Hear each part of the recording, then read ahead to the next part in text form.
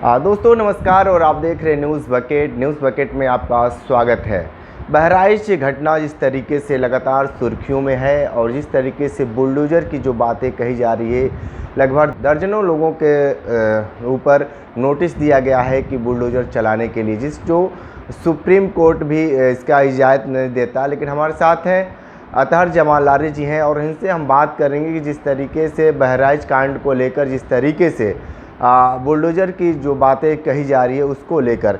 नेताजी जी, जिस तरीके से बुलडोज़र की बातें कही जा रही है दर्जनों मकानों को तोड़ने के लिए, इस पे आपकी क्या प्रतिक्रिया है?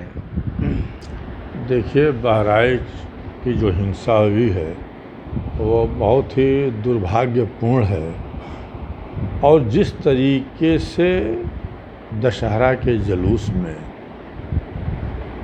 मस्जिद के सामने मस्जिद को ढक दिया गया था, क्यों? इसलिए कि शासन और प्रशासन को मालूम था कि कुछ गड़बड़ी हो सकती है, इसलिए मस्जिद को ढका गया। वहाँ पे जो जुलूस गई, किस तरीके की नारेबाजी हो रही थी, किस तरीके के गाने बज रहे थे, और जुलूस फिर वहाँ से आगे निकल करके जब मुस्लिम इलाकों से गुज़रता है तो अब आज का एक पैटर्न बन गया है कि जब भी इनकी जुलूस निकलती है तो मस्जिद मिल जाए, मज़ार मिल जाए, मदरसा मिल जाए, मुस्लिमों का इलाका मिल जाए, तो वहाँ पे हुड़दंगई, नारेबाजी, गंदी गंदी गालियाँ, कैसे कैसे नारे लगाना, वहाँ रुक करके डांस करना, नाचना, ये सारी चीज़ें जो हैं अब बहुत तेज़ी से बढ़ गई हैं।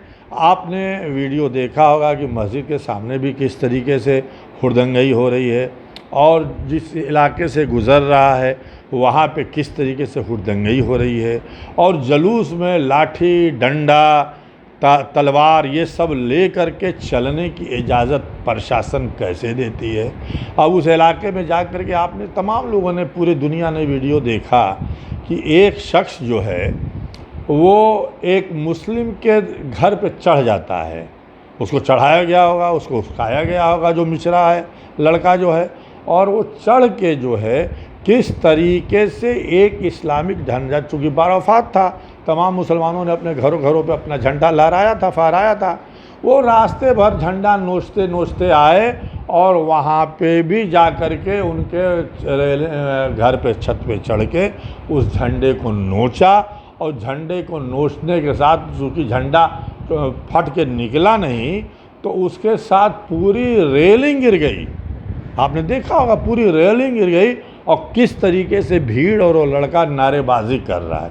अब बताइए, क्या ये इजाज़त देता है संविधान या लोकतंत्र या ये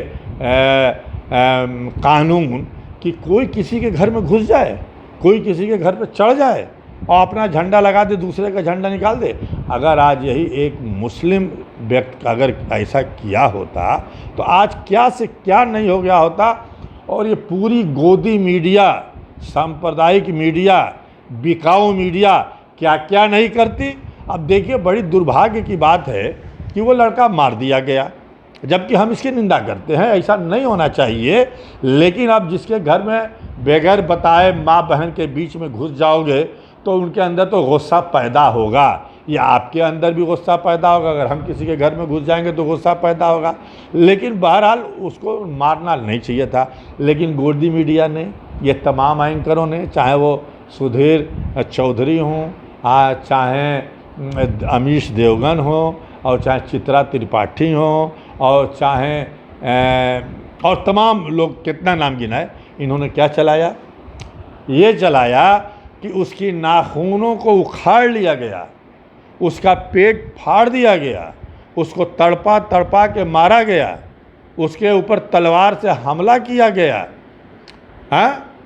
उसको जो है बिजली का करंट लगाया गया। ये किन लोगों ने अफवाह फैलाई?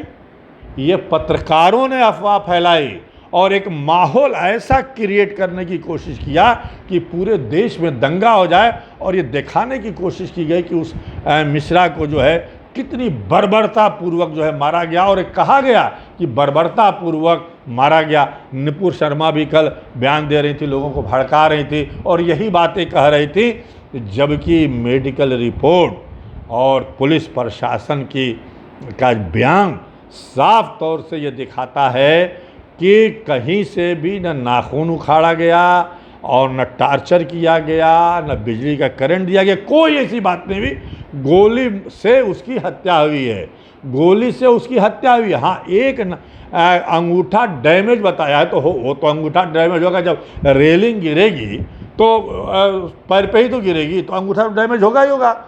तो अब इसको किस तरह से गोदी मीडिया ने प्रसारित किया और किस तरह से अफवाह फैला, क्या इसके खिलाफ कार्रवाई नहीं होगी? क्या इन चैनलों पर पाबंदी नहीं लगेगी? क्या इन एंकरों को गिरफ्तार नहीं किया गया है जो समाज में द्वेष पैदा कर रहे हैं?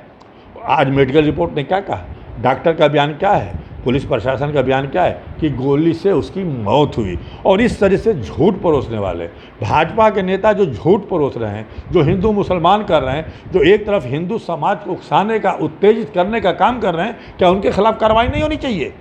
क्या उन लोगों के घर पर बुलडोज़र नहीं चलना चाहिए? हम बुलडोज़र के हिमायती नहीं हैं, लेकिन उसी के बाद चुन चुन के मुस्लिमों की दुकानों को, शोरूम को, उनके मकानों को जला दिया गया। और किस तरीके से उसके जनाजे की जलूस में लोग तलवार लेकर के चल रहे हैं, लाठी डंडा लेकर के चल रहे हैं, हज़ारों की भीड़, और पुलिस ने उसको छोड़ दिया है। और किस तरीके से वो लूटपाट कर रहे हैं, क्या उनके खिलाफ कार्रवाई नहीं होनी चाहिए?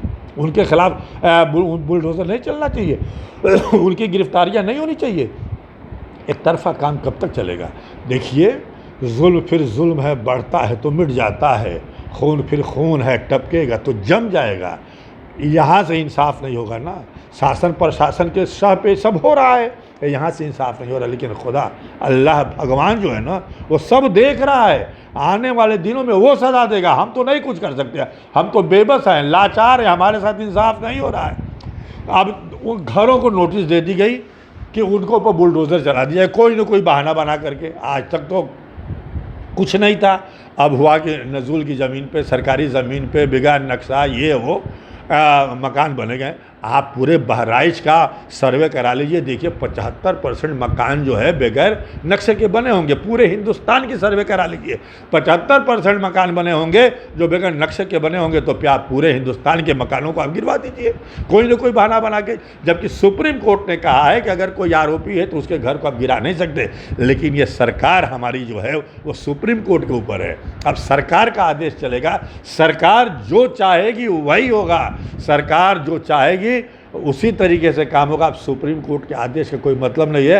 अब तो अदालतों को बंद कर दिया जाना चाहिए और उसमें एक दो हिंदू भाइयों का भी घर शामिल कर दिया गया, इसलिए कि कोई ये ना कहे कि सिर्फ मुसलमानों का घर है। लेकिन एक तरफा मुसलमानों के घर को बुलडोज करने का आदेश दे दिया गया। 3 दिन का समय दिया गया कि कोई कोर्ट न जा सके। लेकिन हम कोर्ट का धन्यवाद करते हैं कि हाई कोर्ट ने उसको 15 दिन का समय दे दिया और सुप्रीम कोर्ट में भी ये मामला चला गया है और 15 दिन के लिए लोगों को राहत मिल गई है। बहुत से लोग अपने घरों को खुद तोड़ने लगे कि हमारा घर मलबे में तब्दील कर दिया जाएगा तो ईंटा और सरिया भी नहीं बचेगा, तो कम से कम हम उसको बचा लें। तो ये नाइंसाफ़ी, ये जुल्म, ये ज़्यादती एक पक्षी, ये कब तक चलेगा भाई?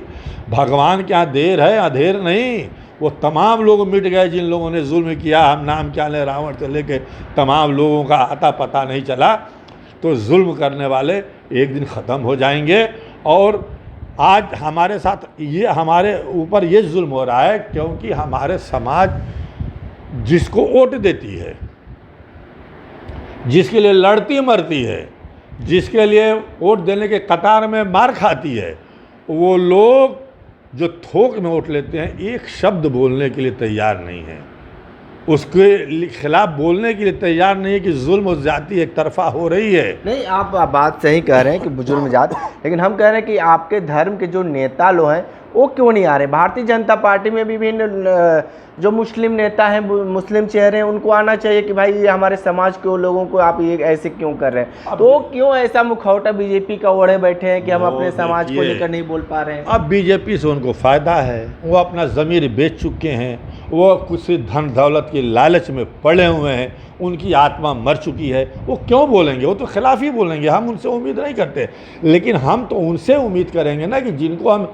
थोक में वोट देते हैं वो आज बोल नहीं रहे हैं, और जिसको हम नहीं देते वो हमारे लिए हर तरीके से हमारे ऊपर जुल्म करने के लिए तैयार बैठा हुआ है। कोई न कोई फितना फसाद निकालता रहता है, कोई न कोई नुक्ता निकालता रहता है कि ताकि हमारे ऊपर जुल्म ज़्यादती हो सके। तो वो तो हमारे ख़िलाफ़ पूरी ताकत और शिद्दत के साथ लगा हुआ है, लेकिन हम जिसको वोट देते हैं वो हमारे ख़िलाफ़, हमारे लिए अब आवाज़ उठाने की बात तो, सड़क पे आने की, संसद पे बोलने की तो बात दूर नहीं, एक शब्द बोल नहीं रहा है। तो अब तो हमको ये कहना पड़ेगा मजबूरन कि भाई अब हम किसी को वोट न दे तो ही बेहतर है, क्योंकि हम जिसको देंगे वो हमारे लिए बोलेगा नहीं, और जिसके ख़िलाफ़ देंगे वो हमारे लिए सब कुछ हमारे ख़िलाफ़ कार्रवाई करने के लिए तैयार है।